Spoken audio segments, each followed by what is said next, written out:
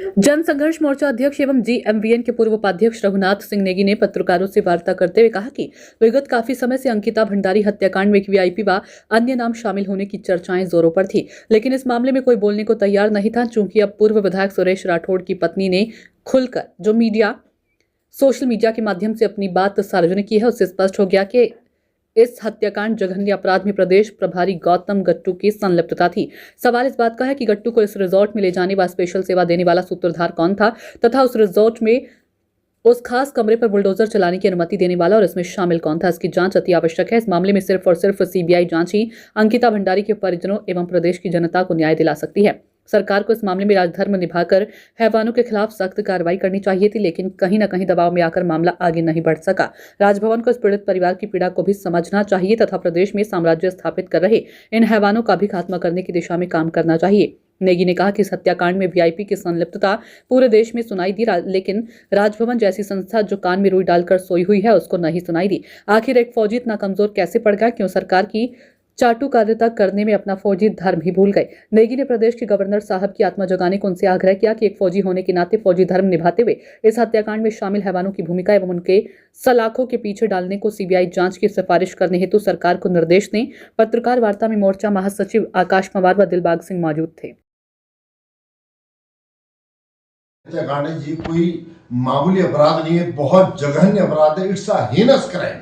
और इस मामले में जब तक राजभवन जैसी संस्था जो जागने का काम नहीं करेगी, जो बिल्कुल सोई भी है रुई डाल के कान में, जब तक इसकी सीबीआई जांच नहीं हो सकती। क्योंकि मामला इस बात को कि सरकार तो दबाव में सर, क्योंकि जो प्रदेश के प्रभारी हैं गौतम जी, जिनको उर्फ गट्टू के नाम से कहा गया है, संबोधित किया गया है, और जो महिला जो पूर्व विधायक है हमारे राठौड़ जी, उनकी धर्मपत्नी इस बात को चिल्ला करके कह रही है, सोशल मीडिया में कह रही है, मीडिया के माध्यम से इस बात को कह रही है कि जो दुष्यंत गौतम है, जो गट्टू है, उन्होंने इसमें बड़ी भूमिका निभाई है।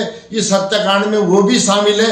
हमारा से भी 2-3 सवाल सरकार से भी है, राजभवन से भी इस बात को लेकर के कि आखिर इतने दिन से वीआईपी का नाम चला आ रहा था, सरकार ने अब तक क्यों जांच नहीं कराई। दूसरी बात यह है कि जो गट्टू वाली जो बात है, गट्टू को वहां तक कौन ले गया, कौन लोग शामिल थे गट्टू को मिलाने में, गट्टू की जो भूमिका थी।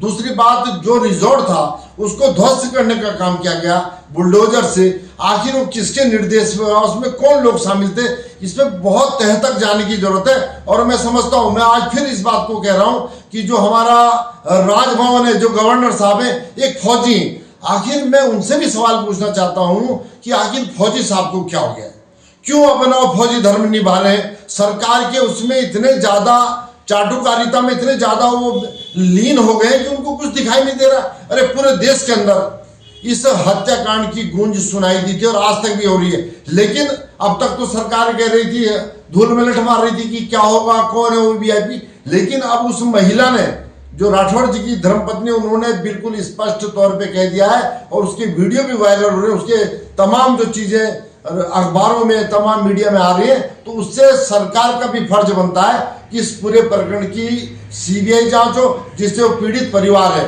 जो अंकिता भंडारी का परिवार है, और तमाम जो प्रदेश के लोग जो आहत हैं, उनको न्याय मिलना चाहिए। हमारा फिर उसमें राजभवन से यही कहना है, गवर्नर साहब, हम आपको खुली चुनौती दे रहे हैं। अरे आप अपना जमीन तो जगाइए, आप तो बिल्कुल सो गए, आप बिल्कुल चाटुकारिता में लगे, ये नहीं देख रहे कि प्रदेश के अंदर क्या हो रहा है। आपका काम अब सिर्फ और सिर्फ ये बचता है, अगर आप फौजी धर्म निभाने की दिशा में एक कदम भी आगे बढ़ेंगे तो निश्चित तौर पे अंकिता भंडारी इस कांड में जितने भी हैवान हैं, जितने भी इसमें गट्टू, तमाम भूमिका है, जितने भी इसमें शामिल है, उनको सलाखों के पीछे भेजना होगा।